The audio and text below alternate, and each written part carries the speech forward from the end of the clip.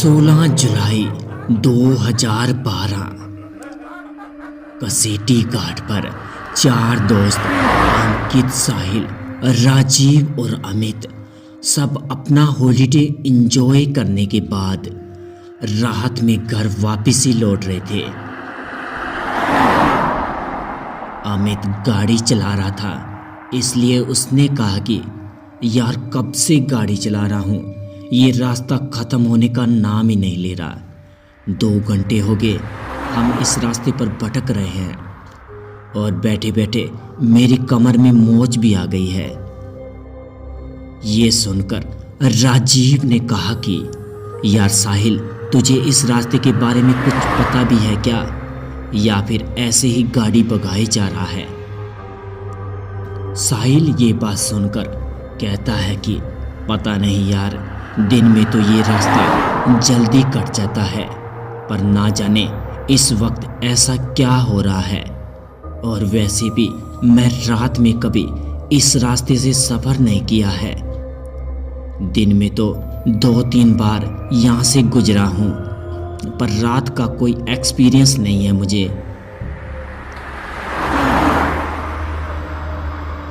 वो आपस में बात ही कर रहे थे कि तभी उन्हें पीछे से एक ट्रक की हॉर्न सुनाई देता है। वो गाड़ी लगातार उनकी गाड़ी को ओवरटेक करने की कोशिश कर रहा था। ये देखकर अमित कहता है कि यार कैसा ड्राइवर है, लगता है कि पीकर गाड़ी चला रहा है। कि तभी इतने में उस ट्रक ने उनकी गाड़ी को तेज टक्कर दी और लगातार हॉर्न बजा रहा था। अंकित ने कहा कि साहिल भाई साइड दे दे, वरना ऐसा लगता है कि ये हमें मारने के इरादे में आया है। साहिल उस ट्रक को साइड देता है और वो गाड़ी सीधा आगे निकल जाती है। साहिल उस ट्रक को देखकर कहता है कि तुम लोगों ने उस ट्रक को देखा है क्या? ऐसा लग रहा है जैसे किसी खंडर से निकाल कर लाया है। ऐसा लगता है कि 200 साल पुराना ट्रक है। वो लोग इस एक्सीडेंट से घबरा गए थे कि तकरीबन 10 मिनट के बाद गाड़ी एक पुराने कब्रिस्तान से गुजरती है। इस हाईवे पर बस एक ही कब्रिस्तान पड़ता था।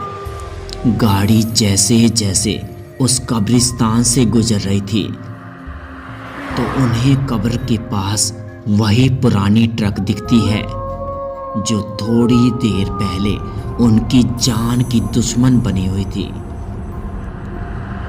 राजीव उस ट्रक को देखकर कहता है कि भाई गाड़ी रोक और वो देख।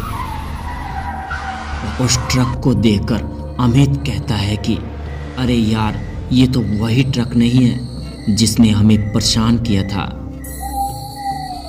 तो साहिल कहता है कि मुझे लगता है कि हमें एक बार वहां जाकर देखना चाहिए कि क्या बात है। कि तभी अमित इस पर कहता है कि तू पागल हो गया है क्या? आधी रात इस कब्रिस्तान में जाने की बात कर रहा है। अरे मरने का इरादा है क्या?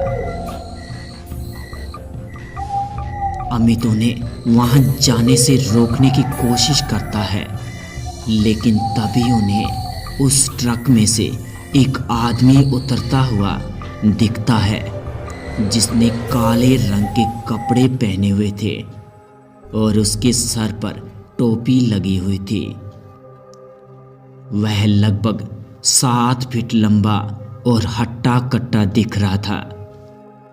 यह देखकर ना जाने क्यों उसकी उत्सुकता बढ़ती जा रही थी और अमित के अलावा वो सभी उस आदमी के बारे में पता लगाने के लिए उत्सुक होए जा रहे थे।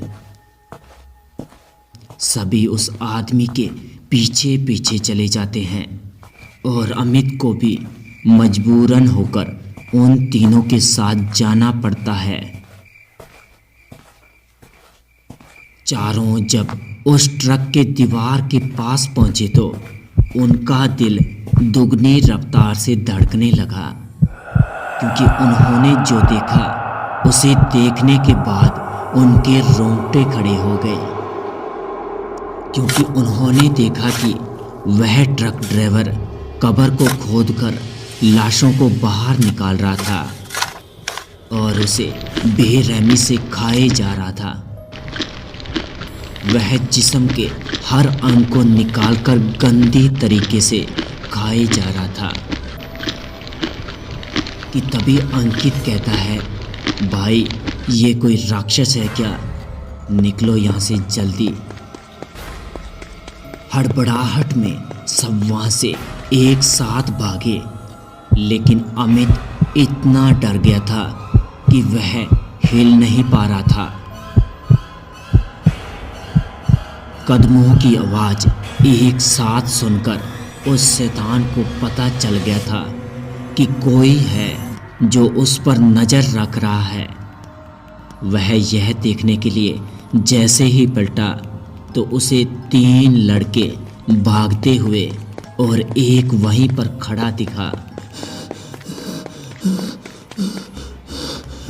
यह देखकर वह शैतान अमित के करीब आ चुका था और उस शैतान ने सीधा अमित के गले पर वार किया और एक ही वार में अमित की दर्दनाक चीख निकली और इसके साथ ही अमित की वहीं पर मौत हो गई।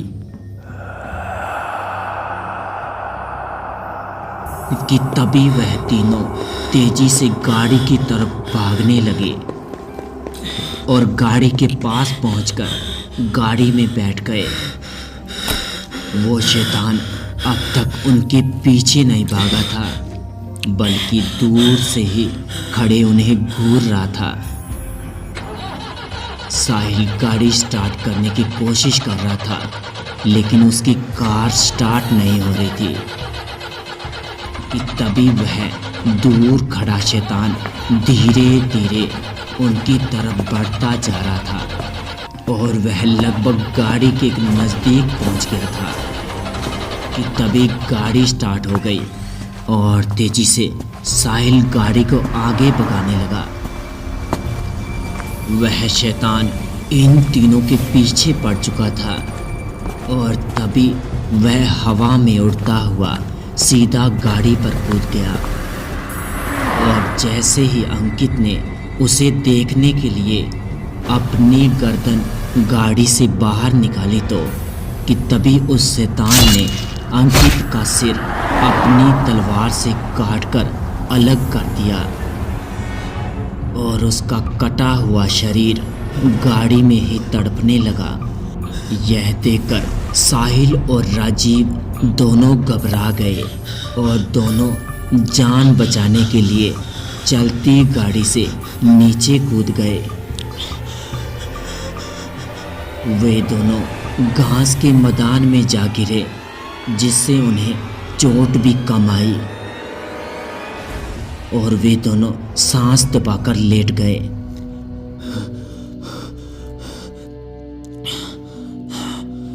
लेकिन उनके डर को उस शैतान ने महसूस कर लिया था और फिर उस शैतान को राजीव एक कोने में दिखा।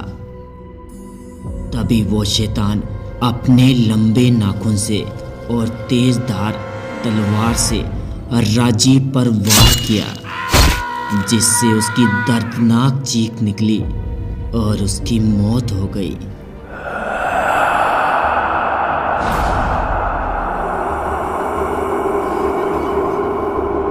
उस शैतान ने साहिल को नहीं देखा था और साहिल राजीव की मौत के वक्त वहां से भाग चुका था, जिसकी वजह से वो बच गया।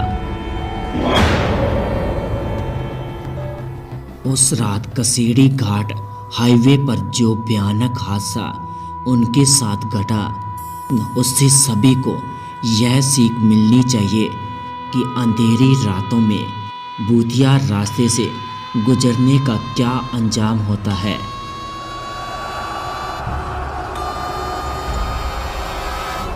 कहते हैं कि उस भूतिया सड़क की कहानी में कोई शैतान आज भी हर रात 12 से 3 बजे के बीच में अपने पुराने खतरनाक ट्रक से अपने शिकार का पीछा करता है और उसे मारकर कब्रिस्तान में दफन कर देता है और अगली रात उसे कब्र से निकालकर उसके जिस्म के टुकड़ों को खाता है जिससे वो अमर हो सके। भूतिया कसेटी घाट की यह सच्ची घटना आज की कहानी बस यहीं तक। दोस्तों, अगर आपको यह कहानी पसंद आई तो हमारे चैनल को सब्सक्राइब कर लें और बेल आइकन को भी दबा दें जिससे कि हमारी नई वीडियो की नोटिफिकेशन आप तक पहुंच सके। तो मिलते हैं आगे ऐसी ही रोमांचिक भरी कहानी में। तब तक के लिए goodbye and take care.